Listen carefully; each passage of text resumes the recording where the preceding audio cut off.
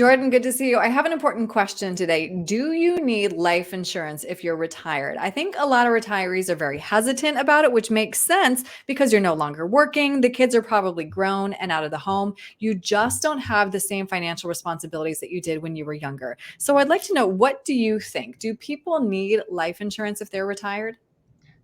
Great question. A lot of people think it's just for the mortgage protection or protect the Yeah. family for income, but we really recommend life insurance when you're retired for just peace of mind. And there's a few reasons for that reasoning. Say you lose a spouse, that Mhm. following tax year, you move from a single or a married filing jointly to a single bracket, and your taxes effectively double. You lose some form of usually Social Security income or other income sources where that tax-free death benefit gives the other spouse peace of mind that they have enough money, they encompass for the higher taxes, and the majority of the insurance that we recommend is for people after 60 years of age. It's about leveraging their dollars, creating a tax-free benefit, and Mhm. giving that family true peace of mind. Mhm. And second is to create a legacy. I know that you very much value helping families leave these financial legacies, and life insurance can certainly help ensure that. Yeah, I mean, you do have the option of spending every last dollar. And if you want some Mhm. ideas to do that, I'm happy to give clients some great strategies to spend the money. But if you do want to leave a legacy, your beneficiaries, they don't want your IRA and have to deal with taxes or a 10-year payout with the new Secure Act. What they really want is tax-free life insurance. They can get that check, cash that check, and legally pay no tax liability on that.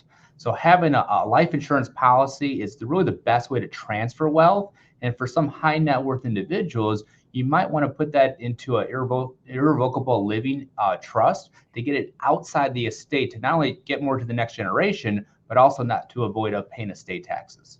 Interesting. Okay. And then last, of course, when you're retired, healthcare is often your biggest expense, and 1 in 7 people will need long-term care. So I pulled up, Jordan, the Buffalo Grove area, and as you can see here, projected out 10 years, monthly median costs are anywhere from 5,600 to almost $12,000 a month. That's incredibly expensive.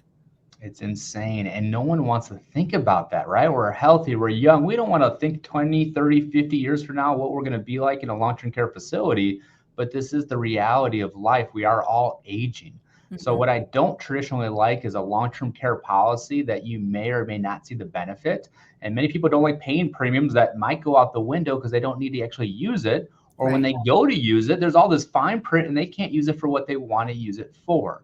So for my clients, I like to leverage their money and show them a life insurance policy with a living benefit protection rider for chronic illness or long-term care. So God forbid you get sick. You can take from the death benefit while you're still living tax-free to pay for those long-term care expenses.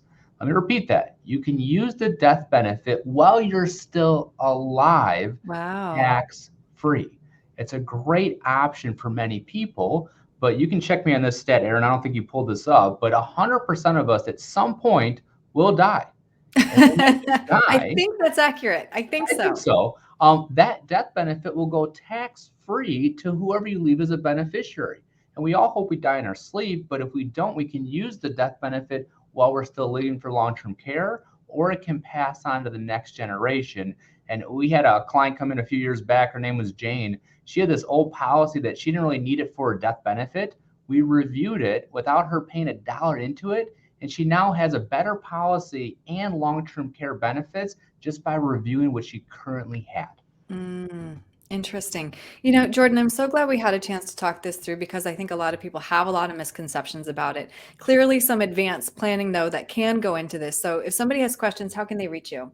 Yeah, they can reach out to our team. We can schedule a possibility meeting to see how we can help you. The number is 847-499-3454. All right, perfect. Jordan, thank you so much. Thanks, Aaron.